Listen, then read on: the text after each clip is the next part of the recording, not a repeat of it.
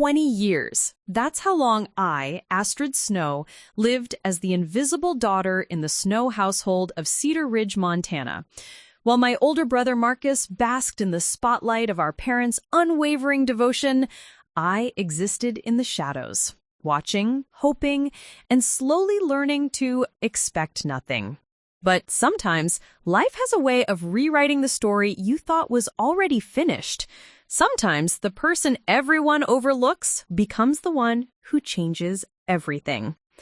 This is the story of how I went from being the forgotten daughter to inheriting a fortune that would flip my family's world upside down, and how I discovered that being chosen last sometimes means you end up first.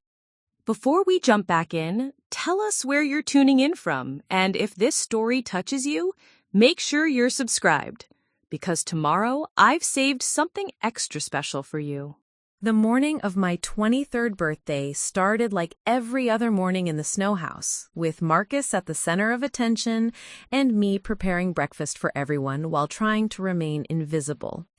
Marcus, honey, don't forget you have that interview at Henderson & Associates today, Mom called from the living room, her voice carrying that special tone of pride and concern she reserved exclusively for my brother. Dad rustled his newspaper approvingly from his recliner. Already got my soup pressed and ready, Mom. This promotion is going to set me up perfectly for the senior partner track, Marcus replied, straightening his tie with the confidence of someone who had never doubted his place in the world. I cracked eggs into the skillet, the familiar routine of making breakfast for 4 people while being noticed by none, feeling as natural as breathing. In the Snow family hierarchy, I had long ago learned my role, the silent caretaker, the one who kept things running smoothly so that Marcus could shine brighter.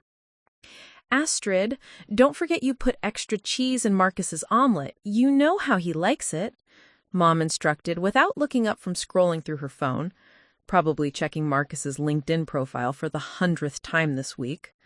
Sure thing, I murmured, adding the extra sharp cheddar to his portion while keeping my own plain. At 23, I had perfected the art of accommodation.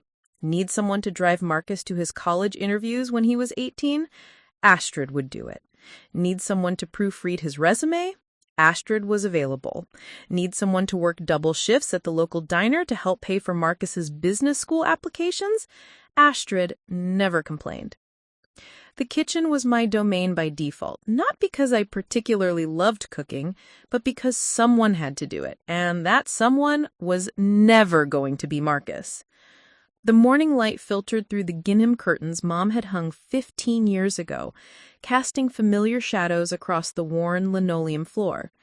Everything in this house told the story of a middle-class family making sacrifices for their golden child's future. Oh, Marcus, before I forget, Dad chimed in, folding his newspaper with the deliberate movements of someone about to make an important announcement. Your mother and I have been talking, and we want to help you with the down payment on that condo you've been looking at. Consider it an early investment in your success. I nearly dropped the spatula. Marcus was already making $60,000 a year at his entry-level position at the law firm, while I was scraping by on tips and minimum wage at Rosie's Diner, still living in my childhood bedroom because I couldn't afford my own place. But pointing out this inequality had never gotten me anywhere except labeled as jealous or ungrateful. Wow, thanks, Dad. That's incredibly generous, Marcus said, and I could hear the smile in his voice.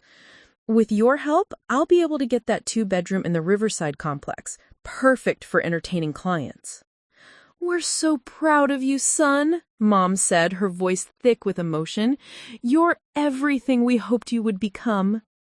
I plated the omelets with practiced efficiency, arranging Marcus's with the artistic flair I knew he expected, and keeping mine simple and functional. This was our morning rhythm. Praise for Marcus, expectations for me, and the unspoken understanding that my contributions were maintenance rather than achievement. Astrid, don't forget you're picking up Marcus from the train station on Sunday when he gets back from visiting Sarah's parents.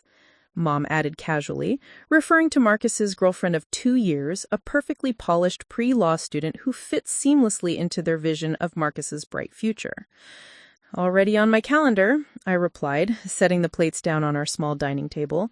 Marcus's omelet was golden perfection. Mine was slightly overdone because I'd been distracted by their conversation about his condo. As we sat down to eat, the conversation naturally revolved around Marcus's upcoming interview, his career prospects, and his relationship with Sarah. I contributed the occasional, "That's great," or "Sounds promising," while mentally running through my own to-do list. Grocery shopping for the house, picking up Dad's prescription, covering an extra shift for my coworker Jenny, who was dealing with her sick mother. "You know, Astrid," Dad said suddenly, surprising me by addressing me directly, "you should think about going back to school, maybe get a degree in hospitality management or something. Practical. You're good with people at the diner." It wasn't meant as an insult, but the casual dismissal of my intelligence stung. While Marcus was being groomed for law partnerships, I was being encouraged toward practical careers that would keep me in service positions. They had never asked about my dreams, never wondered if I might want something beyond making other people's lives easier. "I've actually been thinking about taking some business courses at the community college," I said quietly, testing the waters. "Maybe work toward opening my own restaurant someday." The brief silence that followed was telling. Mom looked confused, as if I had just announced my intention to become an astronaut.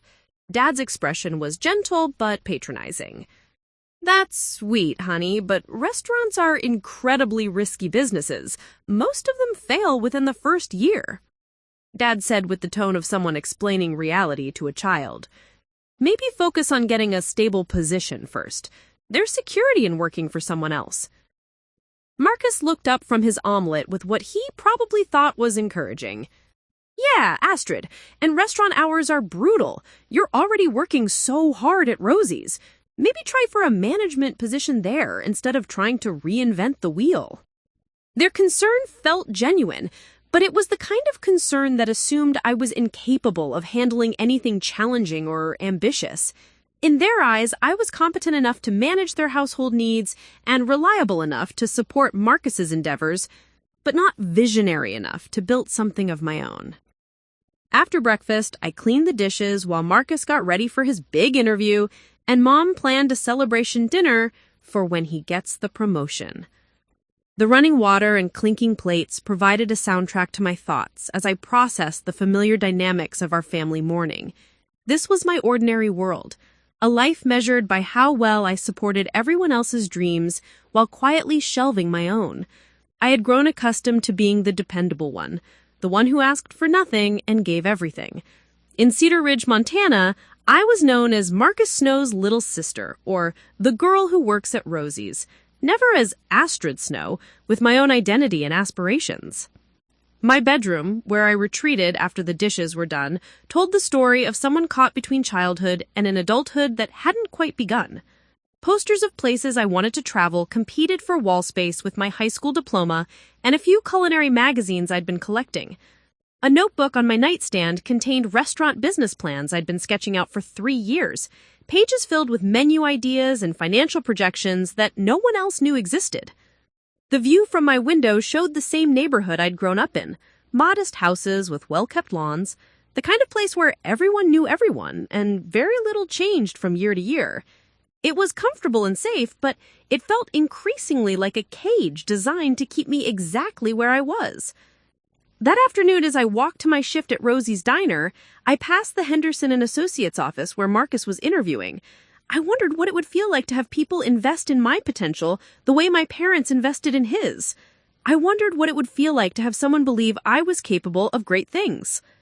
At Rosie's, I tied on my apron and prepared for another day of taking orders, serving coffee, and listening to the dreams and complaints of Cedar Ridge's residents. The work wasn't glamorous, but I was good at it.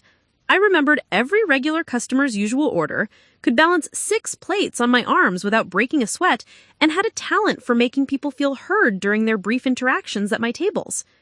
"Astrid, honey, you're a lifesaver," called out Mrs. Peterson, one of my regulars, as I refilled her coffee cup. I don't know how this place would run without you." It was a compliment, but it reinforced my role as the person who kept things running rather than the person who created new possibilities. As I worked through my shift, I found myself wondering if this was all there was, if being useful and dependable was the extent of my contribution to the world. Little did I know that this ordinary Tuesday, this routine morning of making breakfast and serving coffee and cleaning up after everyone else, would be one of the last days of my old life. Sometimes change comes slowly, and sometimes it arrives like a phone call that splits your world into before and after. But for now, in this moment, I was still just Astrid Snow, the invisible daughter, the reliable sister, the girl who made sure everyone else's dreams stayed fed and watered while her own remained hidden in a notebook beside her childhood bed. Preparing and narrating this story took us a lot of time, so if you are enjoying it, subscribe to our channel. It means a lot to us. Now, back to the story. The phone call that would change everything came on a Thursday evening while I was balancing the diner's register and Marcus was celebrating his promotion at Henderson & Associates with Sarah at some upscale restaurant in Billings. "Is this Astrid Snow?" The voice on the other end was professionally warm but unfamiliar. "Yes, this is Astrid." "This is Margaret Chen from Chen, Williams & Associates. I'm calling regarding your grandmother, Eleanor Whitman's estate. I understand you're her granddaughter?" My heart stuttered. Grandma Eleanor had passed away 6 months ago, and while her death had been sad, it hadn't been unexpected. She had been in declining health for over a year, living in an assisted care facility in Seattle that cost more than our entire family's annual income. What confused me was why a law firm was calling me directly instead of my parents. "Yes, I'm her granddaughter. Is there something wrong with the estate paperwork?" "Not wrong exactly. Miss Snow, I need to inform you that you've been named as the primary beneficiary in your grandmother's will. Could we arrange a time to meet? This really should be discussed in person." The words hit me like a physical force. Primary beneficiary? That couldn't be right. Grandma Eleanor barely knew me. I'd only met her a handful of times during awkward family visits where Mom and Dad seemed uncomfortable and Marcus charmed her with his perfect manners and ambitious plans. "I think there might be some mistake," I said, sinking onto the stool behind Rosie's counter. "My parents or my brother Marcus would be more likely candidates. I barely knew her." Margaret Chen's voice carried a hint of something I couldn't identify. Sympathy, maybe? Or understanding? "Miss Snow, there's no mistake. Your grandmother left very specific instructions. She also left a letter for you that explains her reasoning. When would be convenient for you to come to Seattle?" Seattle. I'd never been to Seattle alone. I'd never been anywhere alone, really. The farthest I traveled without my family was to the community college campus 40 minutes away for a summer cooking class 3 years ago. I work at the diner most days. Could we maybe handle this over the phone?" "I'm afraid not. The estate is quite substantial, and there are documents that require your physical signature. Also, your grandmother insisted that the letter be delivered in person. Would this weekend work?" Substantial estate. The words felt foreign in my mouth. The most valuable thing I'd ever owned was my 10-year-old Honda Civic, and even that had been a hand-me-down from Dad when he upgraded his truck. After hanging up, I sat in the empty diner, surrounded by the familiar scent of coffee and pie, trying to process what just happened. Outside, Cedar Ridge was settling into its evening routine. Porch lights flickering on, families gathering around dinner tables, everyone secure in the predictability of their lives, just like I had been 30 minutes ago. I called home, knowing Mom would be cooking dinner and Dad would be watching the evening news. "Mom, I just got a call from a lawyer in Seattle about Grandma Eleanor's will." "Oh, honey, that's probably just some final paperwork they need signed. Your father can take care of it this weekend." Actually, they specifically asked for me. They said I'm named as a beneficiary. The pause on the other end stretched long enough for me to hear the television in the background, some commercial about car insurance with an annoyingly cheerful jingle. That's strange. Eleanor barely knew you kids. Marcus spent much more time talking with her during those visits. Are you sure they said you specifically? There it was, the automatic assumption that any good fortune should naturally flow toward Marcus. Even in a conversation about my unexpected inheritance, my mother's first instinct was to redirect it toward her golden child. They were very specific, Mom. They want me to come to Seattle this weekend. Well, Marcus could drive you. He's got that new promotion, so he might be able to take Friday off. Make it a nice trip for both of you. I closed my eyes, feeling the familiar weight of being managed rather than trusted. Even something as personal as my grandmother's final wishes was being filtered through Marcus's schedule and capabilities. I think I need to handle this myself, Mom. The suggestion seemed confused to her. But honey, legal matters can be complicated. Marcus has been dealing with lawyers all week for his promotion. He'd know what questions to ask. That night, I lay in bed staring at my notebook full of restaurant plans, wondering if this mysterious inheritance might finally be the key to making them real. But even as I dared to hope, I could hear my parents in the living room, their voices carrying through the thin walls. Doesn't make sense that Eleanor would leave anything significant to Astrid. Marcus was always so polite to her, asked about her investments. Maybe there's some mistake, or maybe it's just some small keepsake. We should probably have Marcus go with her, just to make sure she doesn't sign anything foolish. Their conversation continued for over an hour, dissecting every possible explanation for why I might have been chosen, none of which involved the possibility that Grandma Eleanor had actually intended to leave me something meaningful. They talked about me like I was a child who couldn't be trusted with adult responsibilities, despite the fact that I'd been managing adult responsibilities for our entire household for years. Friday morning, I called in sick to Rosie's for the first time in 3 years and drove myself to Seattle. The 4-hour drive gave me plenty of time to think about the last conversation I'd actually had with Grandma Eleanor. It was during her final visit to Cedar Ridge, about 2 years before she moved to the assisted care facility. She'd seemed frail, but alert, and while Mom and Dad were busy preparing an elaborate dinner and Marcus was showing off his latest academic achievements, she'd found me in the kitchen washing dishes. "You're always in the kitchen when I visit," she'd observed, sitting down at our small breakfast table.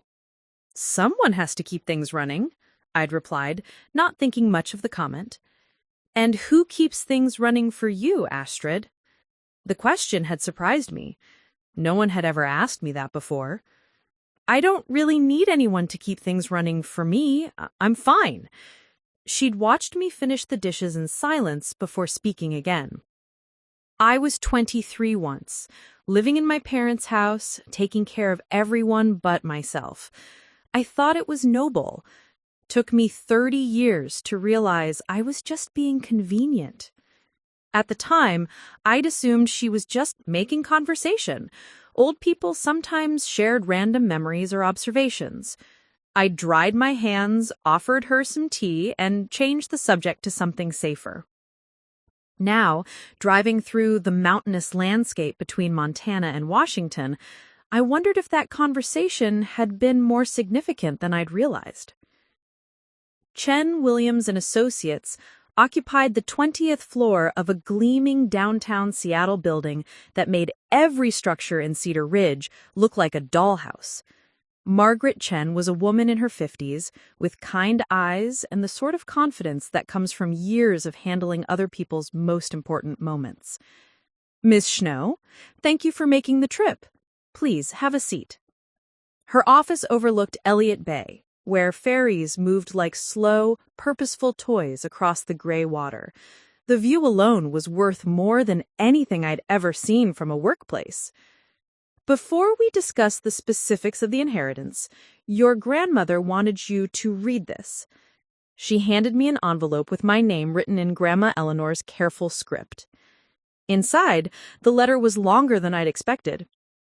"My dear Astrid, if you're reading this, then I'm gone, and you're probably confused about why I've left you my estate instead of your parents or Marcus. The truth is, during every visit to your family, I watched you. I watched you make breakfast and clean up dinner. I watched you facilitate everyone else's conversations while staying quiet yourself.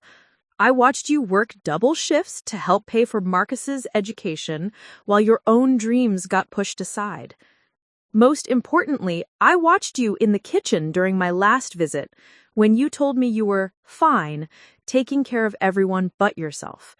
That's when I know you were exactly like I was at your age, capable, generous, and completely unaware of your own worth. I spent 30 years building the fortune I'm leaving you. I started with nothing but a small inheritance from my own grandmother and the determination to prove I was more than just someone's caretaker. I built a successful investment portfolio, bought real estate, and created multiple income streams. I did all of this because one day someone told me I was too smart to spend my life making everyone else's dreams possible while ignoring my own. You are too smart, too capable, and too valuable to spend your life being convenient for everyone else. This inheritance is not just money. It's permission to discover who Astrid Snow really is when she's not busy being what everyone else needs her to be. Use it wisely, build something magnificent, and never again let anyone convince you that your dreams are less important than theirs. With love and absolute faith in your potential, Grandma Eleanor. P.S. I've been watching your brother Marcus, too. He's exactly the kind of man who will inherit the world simply by expecting it to be given to him. You're the kind of woman who will build her own world from scratch. Guess which one I find more impressive? My hands were shaking by the time I finished reading. Margaret Chen waited patiently while I processed words that felt like they were reshaping my understanding of myself. The estate, she continued gently, consists of a diversified investment portfolio currently valued at approximately $3.2 million. A home in Seattle's Queen Anne district worth approximately $800,000, and various other assets. Your grandmother was quite astute with her investments. 4 million. The number was so large it felt abstract, like something that happened to other people in movies or news stories. There's one condition, she added. Your grandmother specified that you must make all decisions about the inheritance independently. No family consultation, no shared ownership, no joint decision-making.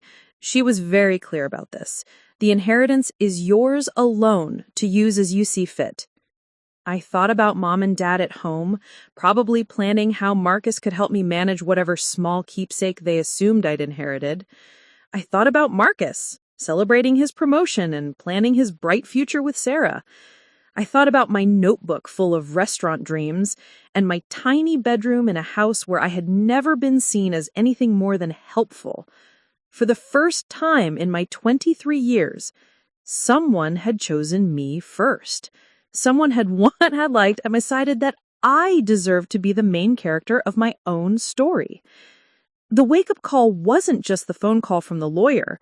It was Grandma Eleanor's letter, forcing me to see that I'd been sleepwalking through a life designed around everyone else's needs. It was the realization that somewhere along the way, I'd convinced myself that being useful was the same as being valued. As I signed the paperwork that would transfer millions of dollars into accounts with my name on them, I felt something I'd never experienced before, the weight of unlimited possibility. The drive back to Cedar Ridge from Seattle felt like traveling between two different universes. In one universe, I was Astrid Snow, millionaire heiress with unlimited possibilities stretching ahead of me. In the other, I was still just Marcus's little sister who worked at the diner and lived in her childhood bedroom. As I crossed the Montana state line, the second universe began pulling me back into its familiar gravity. By the time I pulled into our driveway, I had convinced myself that maybe I shouldn't tell my family about the full extent of the inheritance right away. $4 million was an incomprehensible sum in Cedar Ridge, where the biggest news in recent memory was when the Hendersons got a new roof and a hot tub. I needed time to process this myself before dealing with everyone else's reactions. "How did it go, honey?" Mom asked the moment I walked through the door. She was folding laundry on the couch, Marcus's dress shirts getting careful attention while my work uniforms were relegated to a quick, functional fold. "It went fine, just some paperwork to sign." "What kind of inheritance was it? Was it her jewelry? I remember she had some nice pieces." I could feel the weight of Grandma Eleanor's letter in my purse, along with the bank account information that would give me access to more money than our family had ever dreamed of possessing. But instead of sharing this life-changing news, I heard myself saying, "Just some savings bonds and a few personal items, nothing too significant." The lie came so easily, it surprised me. But telling the truth felt impossible. How do you announce to your parents that you've suddenly become the wealthiest person they know? How do you explain that their practical daughter, the one they'd never invested in, never believed in, never seen as capable of greatness, had been chosen by someone who saw her potential? Dad looked up from his newspaper. "Well, that's nice, Astrid. Even a small inheritance can help. Maybe you can finally fix that rattle in your car's engine." Marcus bounded down the stairs, still glowing from his recent promotion. "Hey, little sis, how was your big legal adventure? Did you need me to explain any of the paperwork?" "I managed fine on my own," I said, perhaps with more edge than intended. Marcus raised his hands in mock surrender. "Whoa, just trying to help. You know lawyers can be tricky. They use all sorts of complicated language designed to confuse regular people." Regular people. As if I was somehow less capable of understanding complex concepts than he was? As if my years of managing household finances, coordinating schedules, and solving daily problems hadn't given me any real-world intelligence? That night, I lay in bed, staring at the ceiling, paralyzed by the magnitude of what had happened. The bank documents felt surreal tucked inside my sock drawer. I kept pulling them out to reread the numbers as if they might have changed or revealed themselves as an elaborate mistake. The fear wasn't just about the money. It was about what the money represented.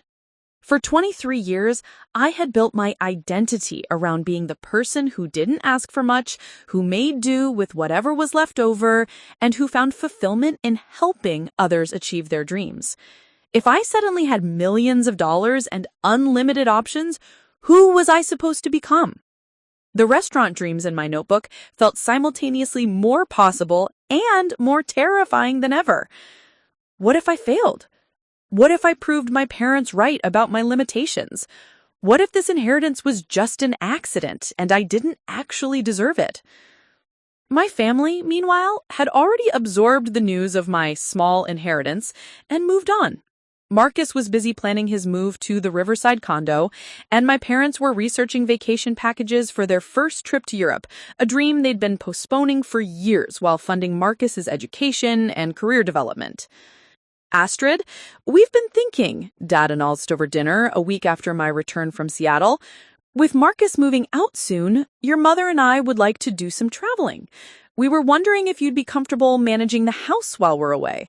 Maybe you could take on a bit more responsibility around here." More responsibility. The phrase that had defined my entire relationship with my family.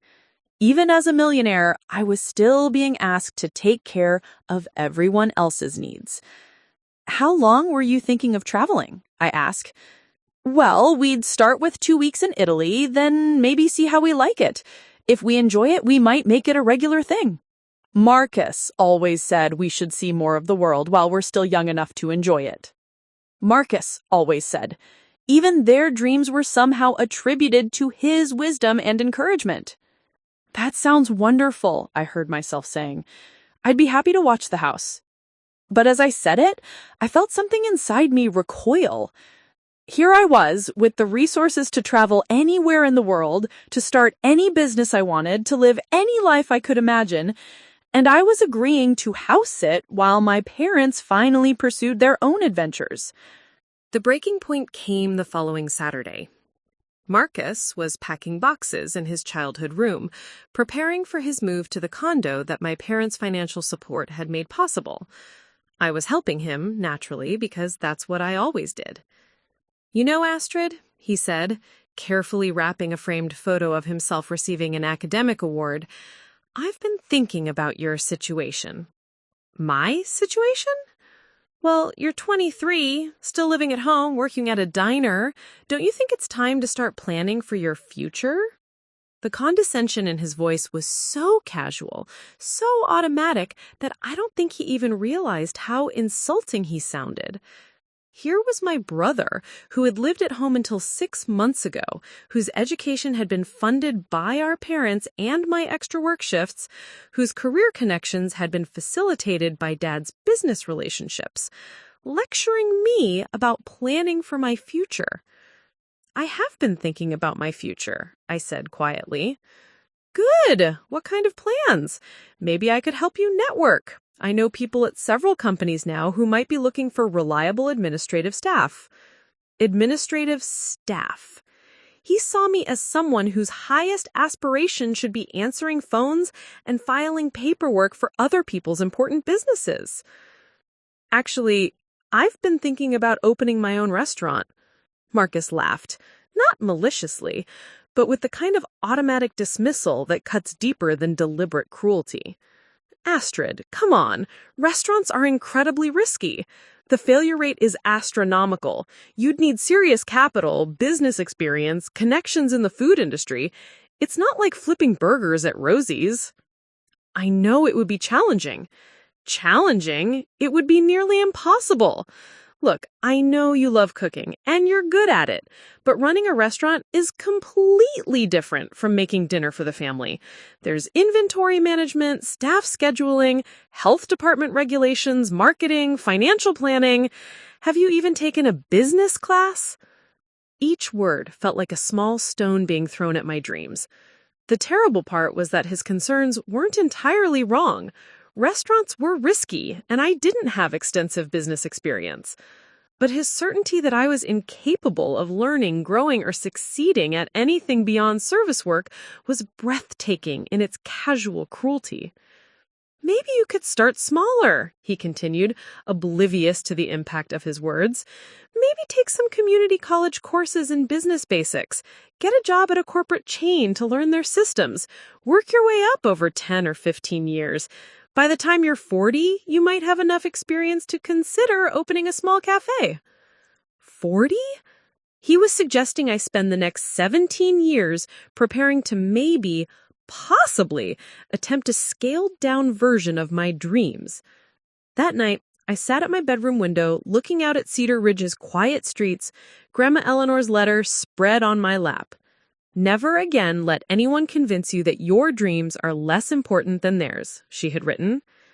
But the resistance wasn't just coming from my family, it was coming from inside me.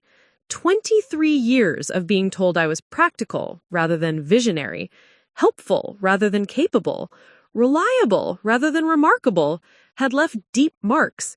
Even with millions of dollars in the bank, I struggled to believe I deserved to dream big. I pulled up my phone and started researching small business loans, then stopped. Why was I looking at loans when I had enough money to fund any venture I wanted? I searched for commercial real estate in Seattle, then closed the browser because moving to Seattle felt too bold, too presumptuous. The money was mine, but I was still living like it belonged to someone else. I had been given the key to unlock any door I chose, but I couldn't stop looking for permission to use it. The fear wasn't really about failing at business, it was about succeeding. Success would mean proving that everyone who had overlooked me, underestimated me, and relegated me to supporting roles had been wrong. Success would mean stepping out of the shadows where I'd learned to be comfortable and into a spotlight I'd never been taught to handle. As I finally fell asleep that night, I realized that inheriting money was the easy part. Learning to believe I deserved to use it, that was going to be the real challenge. The moment that changed everything happened on a Tuesday morning at Rosie's Diner, 3 weeks after my return from Seattle. I was serving coffee to Mr. Brennan, one of our regulars who owned the hardware store, when he mentioned something that would finally push me over the edge I'd been circling for weeks. "Shame about the old Morrison place," he said, stirring cream into his coffee. beautiful building right in the heart of downtown. Been sitting empty for 2 years now since Morrison's restaurant closed down. I nearly dropped the coffee pot. The Morrison place is for sale? Has been for months. Beautiful brick building with those big windows facing Main Street. Problem is, it needs work, and nobody around here has the kind of money it would take to renovate it properly. Plus, you know how risky restaurants are. He shook his head sadly. It'll probably end up being turned into offices or something practical like that. After Mr. Brennan left, I found myself walking past the Morrison building during my lunch break. It was everything he'd described. A gorgeous red brick structure with large windows that would flood the interior with natural light. I pressed my face against the glass, peering into the empty space that still held the ghost of its former life as Cedar Ridge's most beloved restaurant. The for sale sign in the window included a phone number. Without thinking, I pulled out my phone and called. Peterson Rail Estate, this is Carol speaking. Hi, I'm calling about the Morrison building on Main Street. Is it still available? Oh, yes, it's still on the market. Are you looking for a commercial space? I should mention it needs significant renovation work. The asking price is $180,000, but with the necessary updates, you're looking at probably another $100,000 minimum. $280,000 total. A month ago, that number would have been impossibly large. Now, it represented less than 10% of my inheritance. For the first time since receiving Grandma Eleanor's money, I felt a spark of genuine excitement rather than paralyzing fear. Could I schedule a showing? That afternoon, I stood inside the empty Morrison building with Carol Peterson, listening to her list all the reasons why it would be a challenging investment. The kitchen equipment was outdated, the electrical system needed upgrading, the floors required refinishing, the bathrooms had to be completely renovated to meet current code. But I wasn't hearing the problems, I was seeing the possibilities. The main dining area had soaring ceilings with exposed beams that would create a warm, rustic atmosphere. The kitchen, while dated, had good bones and plenty of space for a professional setup. The upstairs area could be converted into additional seating or private dining rooms. Most people who've looked at it get overwhelmed by the renovation costs, Carol admitted.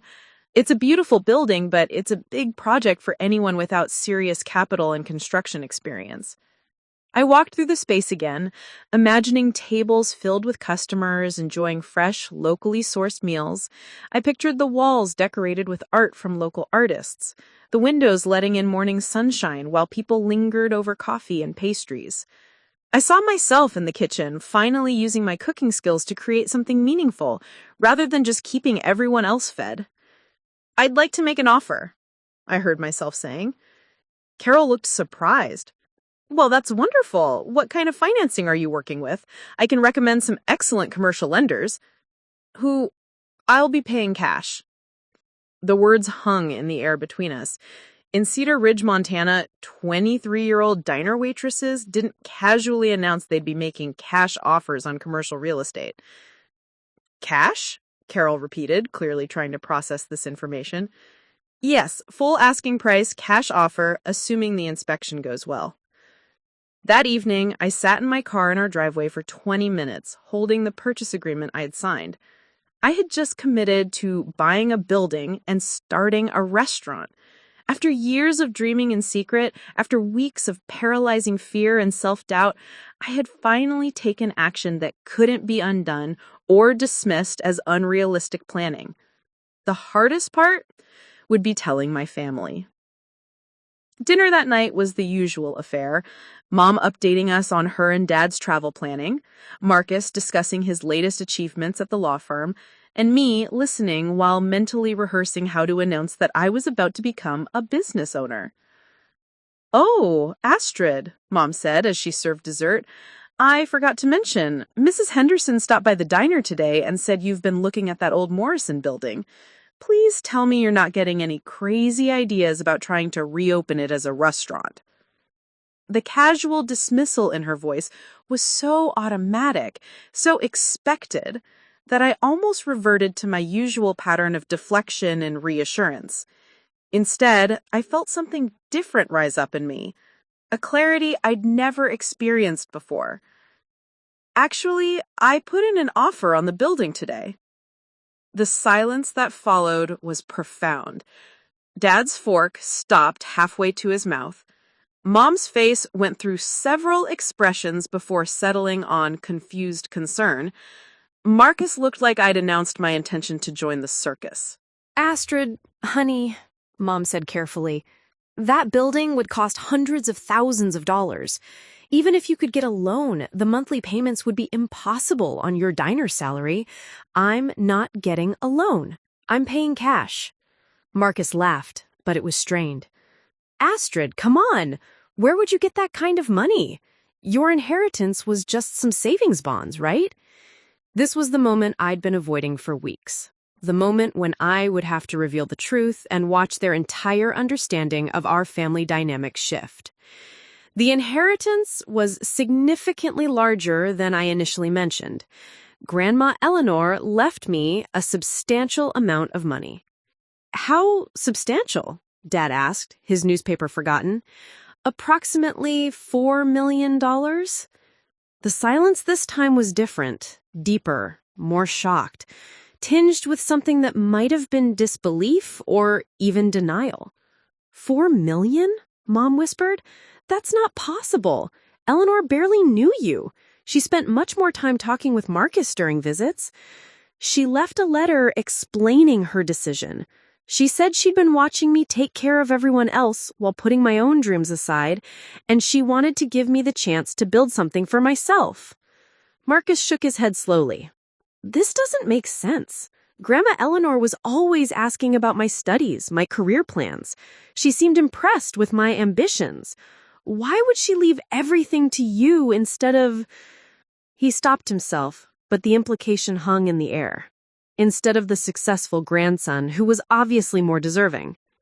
She said in her letter that she'd been watching both of us. She was impressed with different things than you might expect.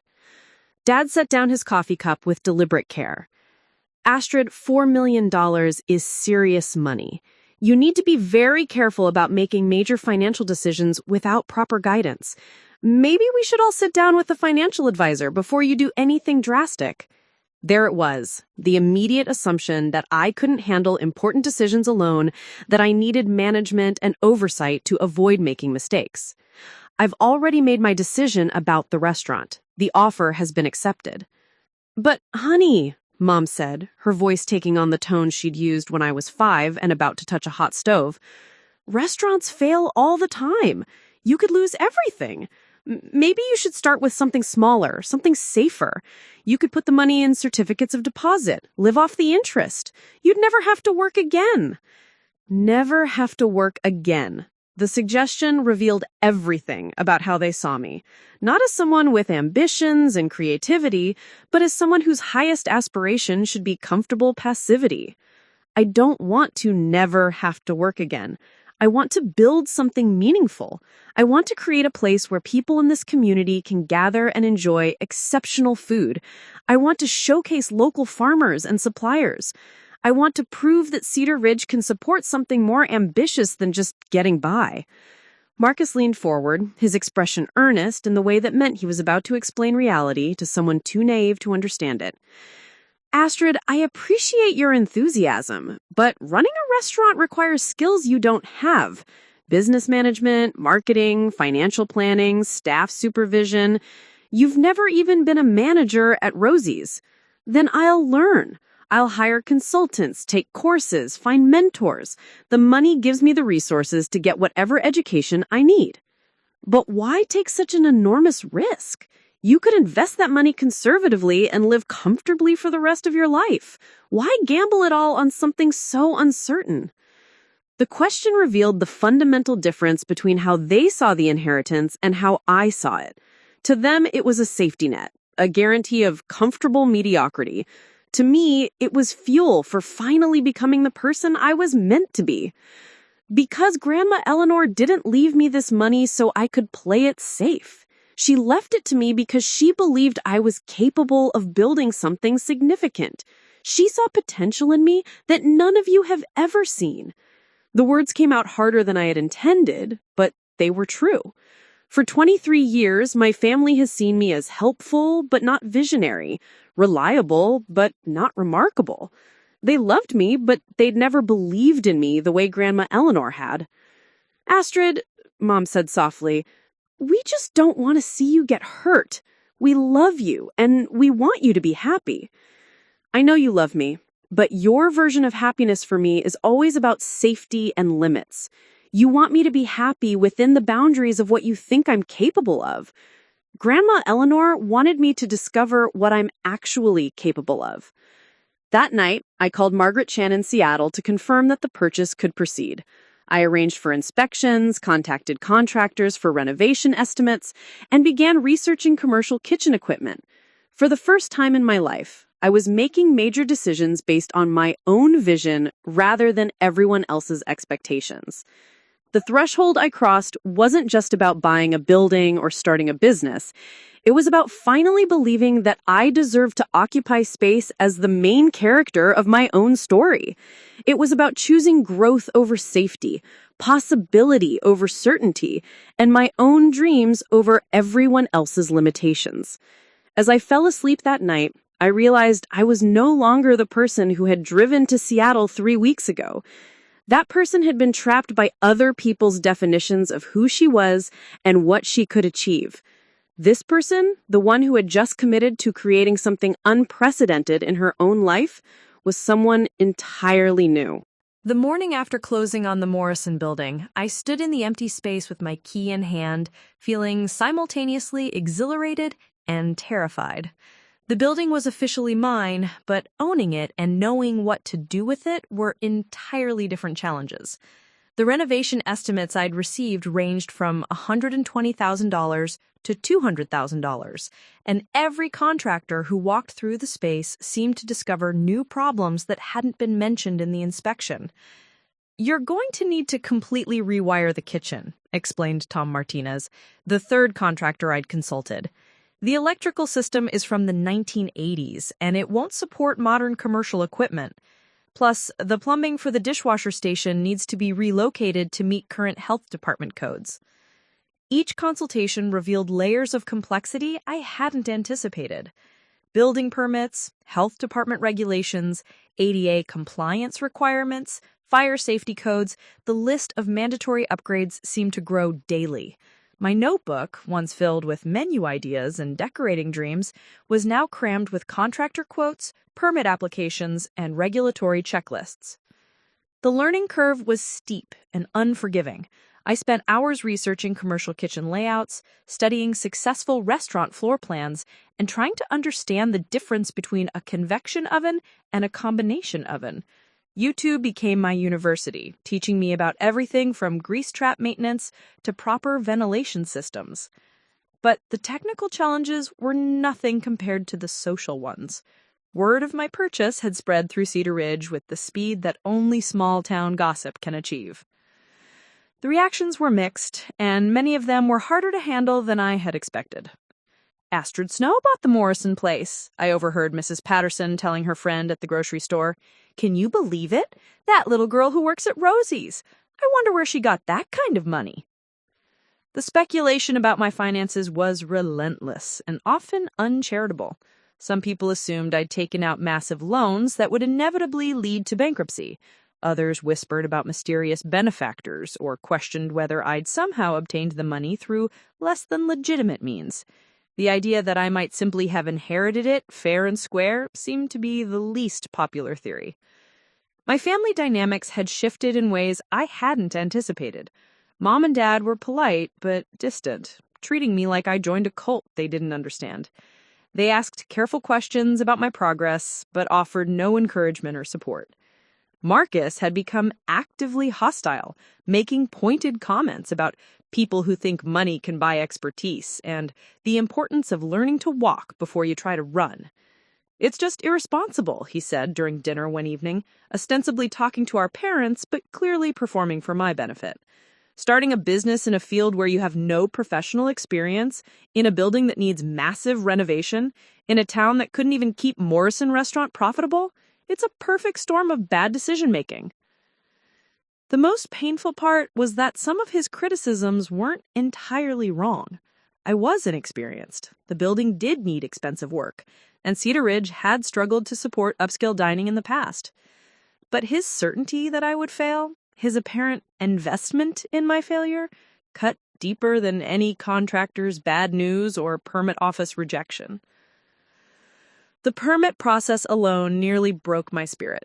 The county planning office required detailed architectural drawings for every proposed change. The health department wanted comprehensive plans for food storage, preparation areas, and waste management systems. The fire department insisted on specific ventilation requirements and emergency exit modifications. "This is why most people hire restaurant consultants," explained Janet Morrison, the former owner's daughter, when I ran into her at the permit office. "Opening a restaurant isn't just about cooking good food. It's about navigating a maze of regulations that most people don't even know exist." Janet had agreed to meet me for coffee the following week, and her insights were both helpful and daunting. Morrison Restaurant had been a Cedar Ridge institution for 30 years before closing, and she'd grown up in the business.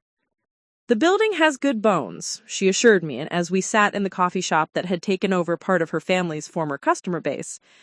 "But Dad always said the restaurant business is like spinning plates. You've got food costs, labor costs, rent, utilities, marketing, inventory management, customer service, and health department compliance all happening simultaneously. Drop one plate, and sometimes they all come crashing down." She wasn't trying to discourage me, but her stories about the challenges her family had faced were sobering.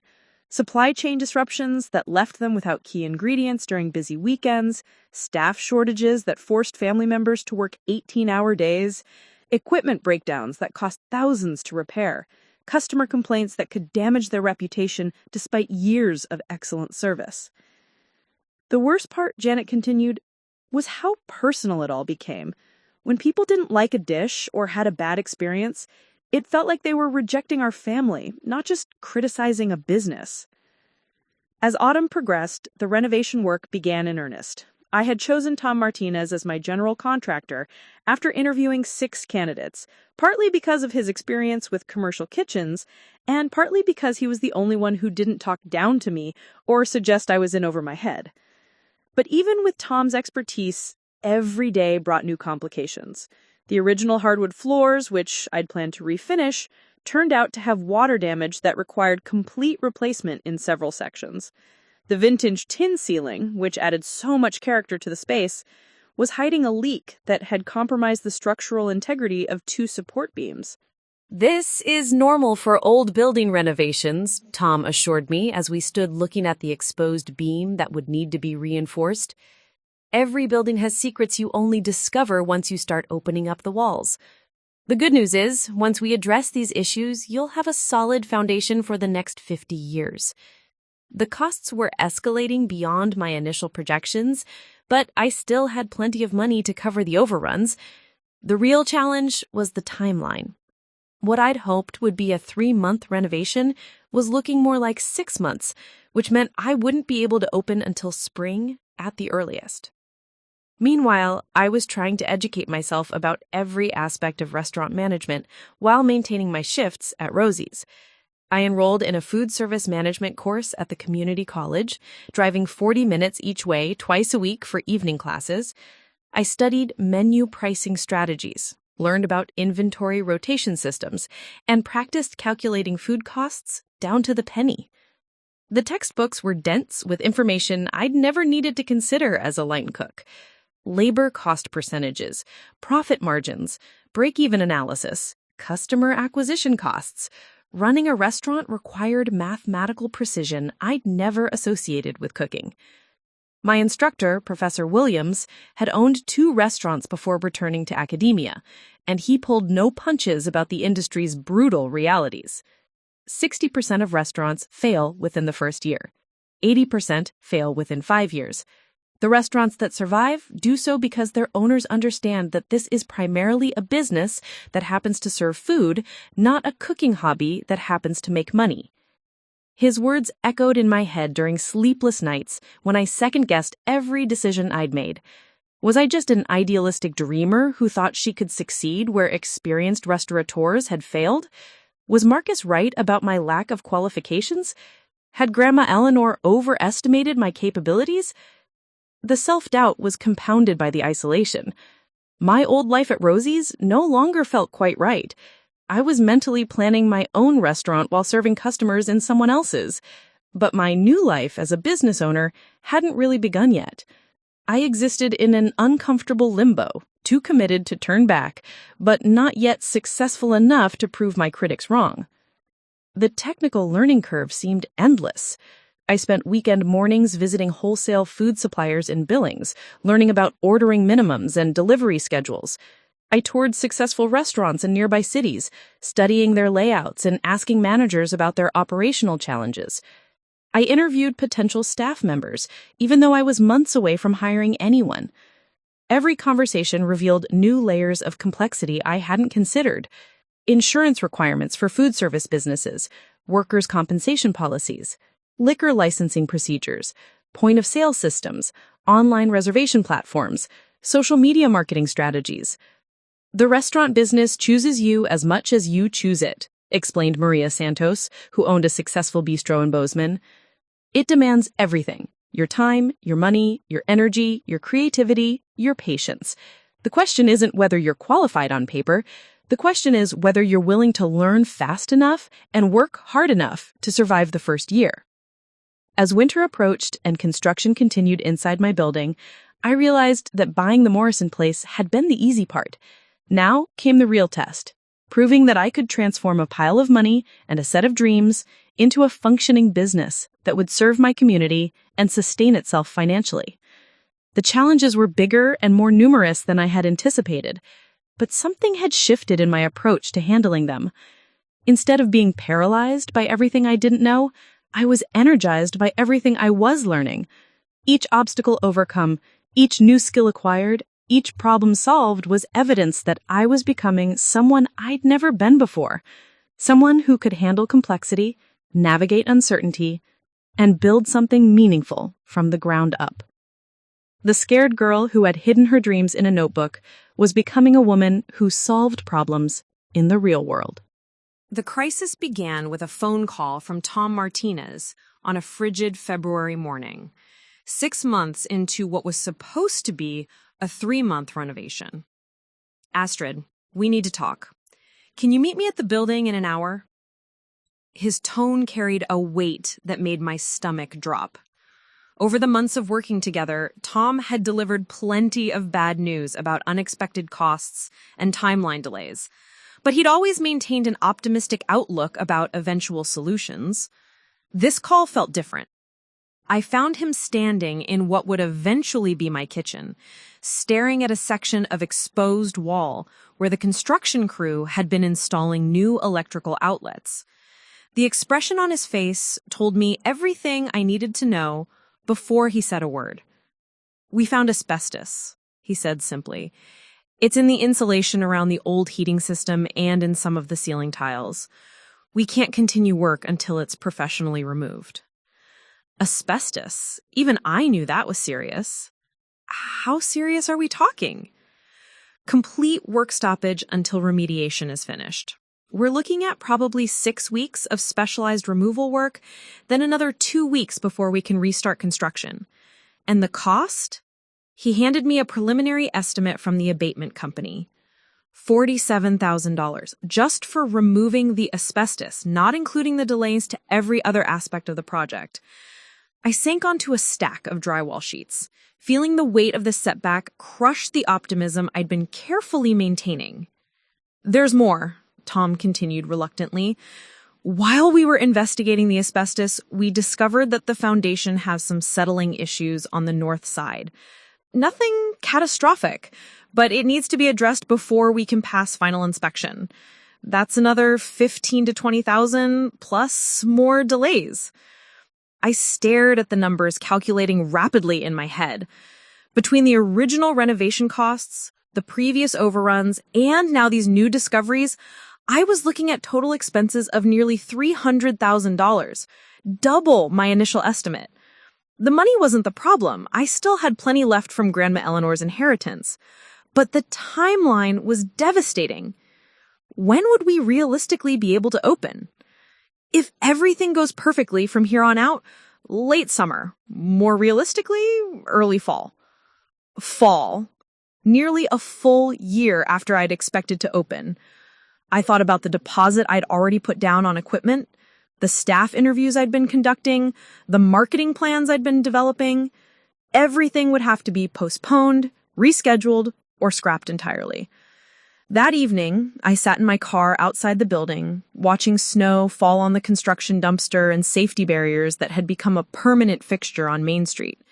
For the first time since inheriting Grandma Eleanor's money, I allowed myself to consider the possibility that Marcus might be right, that I was in over my head, that I was gambling my future on a dream I wasn't qualified to achieve.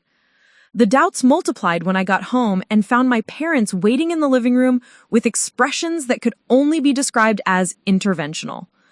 "Astrid, we need to have a serious conversation," Dad began.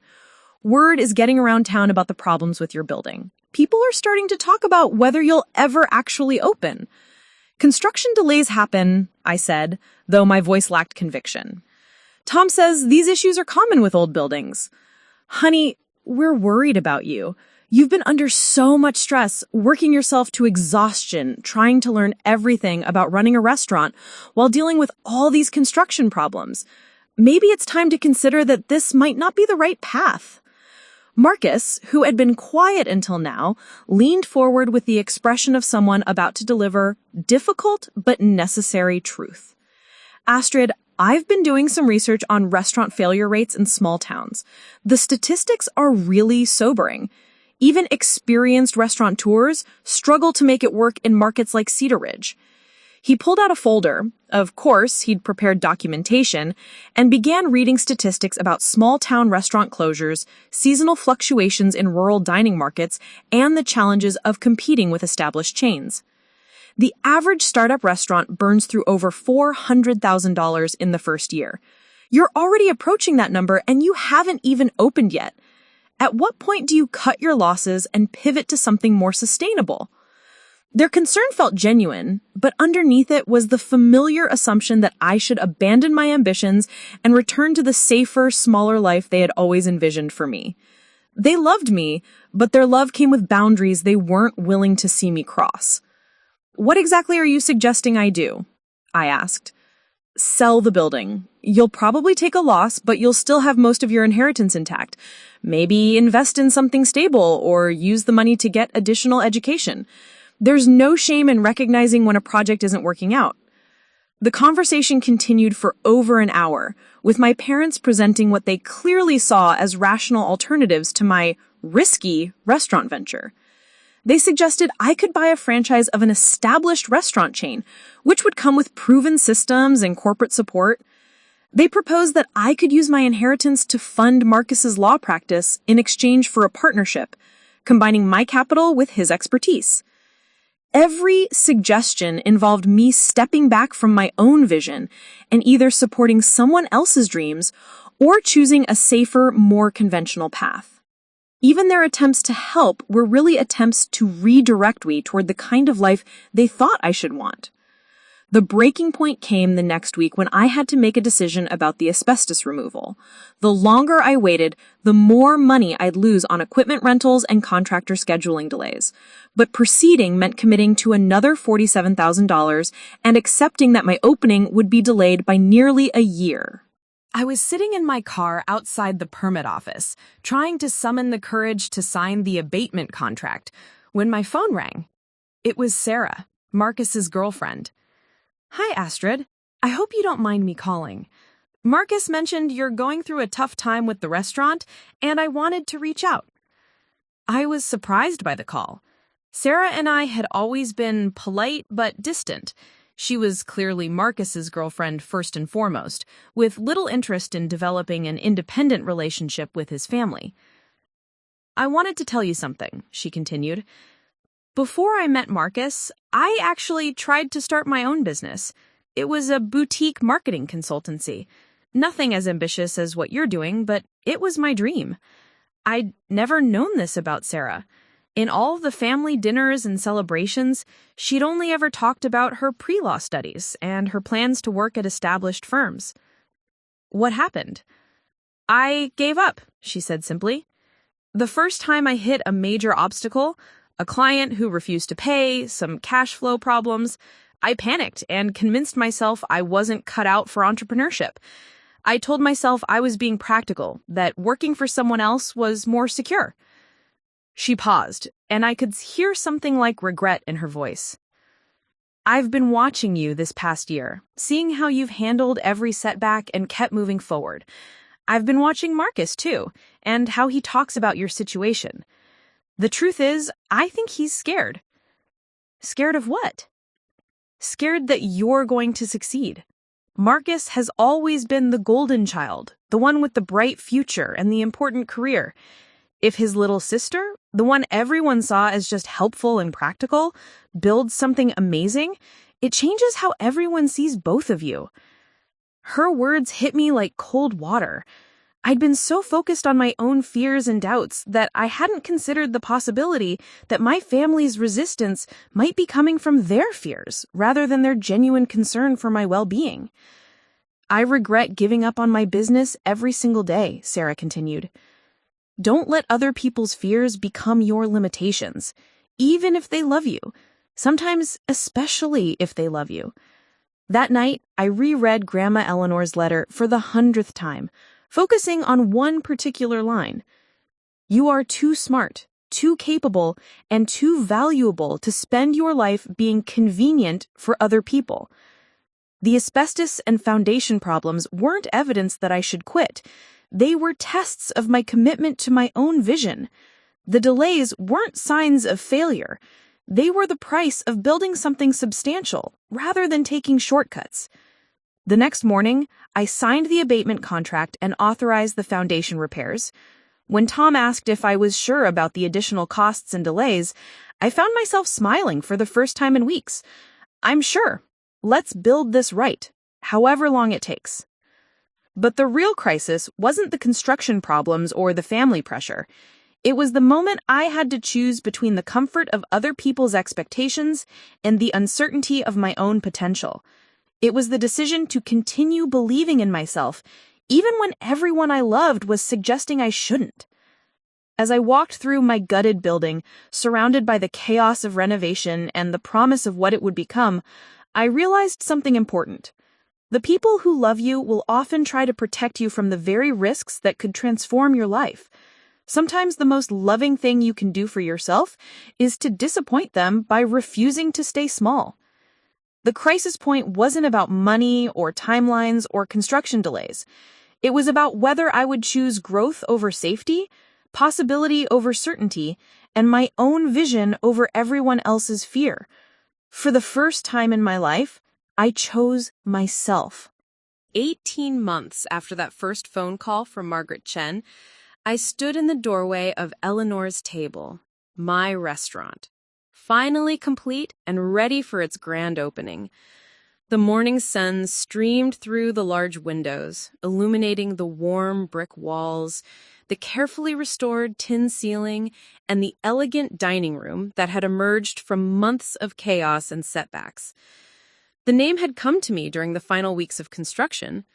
Eleanor's Table honored both my grandmother's faith in me and the vision of creating a place where people could gather around exceptional food and genuine hospitality. The logo featured a simple, elegant script that looked sophisticated without being pretentious, perfect for Cedar Ridge's unpretentious community. The opening night was scheduled for Friday, October 15th, and I had invited the entire town. But before the public celebration, I wanted to share this moment with the people who had shaped my journey, including those who had doubted me. My parents arrived first, looking around the transformed space with expressions of amazement and something that might have been pride. The building that had been a construction nightmare for over a year was now a stunning restaurant that elevated everything around it. Astrid, this is absolutely beautiful, Mom said, running her hand along the polished bar that showcased local ceramics and glassware. I had no idea it would look like this. Dad examined the open kitchen design, where guests could watch the culinary team prepare their meals. You've really thought this through. The sight lines, the flow between dining areas, it's very professional. Their surprise at my competence still stung slightly, but I had learned to focus on progress, rather than dwelling on past underestimation. They were here, they were proud, and they were finally seeing me as someone capable of creating something significant. Marcus arrived with Sarah, and I could see him taking mental inventory of every detail. The custom light fixtures, the locally sourced wood tables, the carefully curated wine selection featuring bottles from emerging Pacific Northwest vineyards. His expression was complex, mixing admiration with something that looked like bewilderment. This is really impressive, Astrid. I have to admit, I wasn't sure how it would turn out. Sarah squeezed my hand and whispered, I told you so, with a smile that reminded me how her phone call during my darkest moment had helped me choose courage over comfort. The kitchen staff I'd hired included 2 experienced chefs from Billings who had been eager to join a project that would let them showcase farm-to-table cuisine in an intimate setting. Jenny from Rosie's had accepted my offer to become head server, bringing her knowledge of local customers and their preferences. The team was small but skilled, and we'd spent weeks perfecting our opening menu. As guests began arriving for the soft opening dinner, I realized that this moment represented more than just launching a business. It was the culmination of a complete transformation, not just of the building, but of myself and my relationship with everyone in my life. Tom Martinez arrived with his wife, grinning as he looked around the space we'd battled through together. You know, Astrid, in 30 years of construction, I've never seen someone handle setbacks the way you did. Most people would have given up after the asbestos discovery. Margaret Chen had flown in from Seattle, bringing a bottle of champagne and a letter she had found among Grandma Eleanor's papers, one that had been marked, "To be delivered when Eleanor's table opens."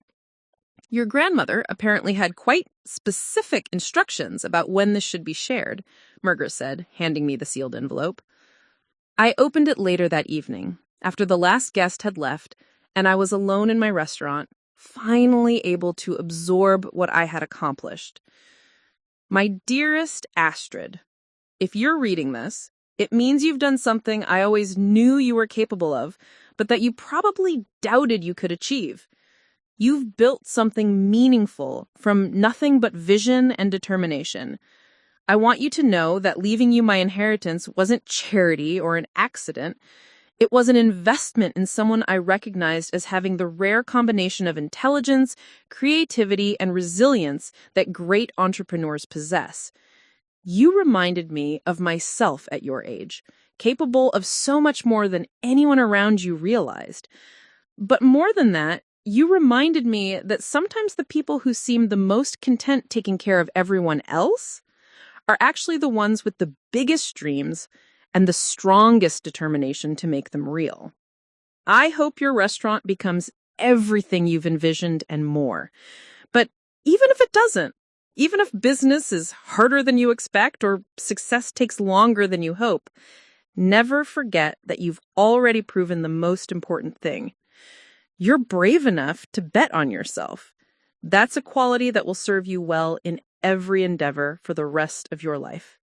With love and tremendous pride. Grandma Eleanor, P.S. I've asked Margaret to establish a small scholarship fund in your name for young women who want to start their own businesses. Sometimes all people need is someone who believes in their potential.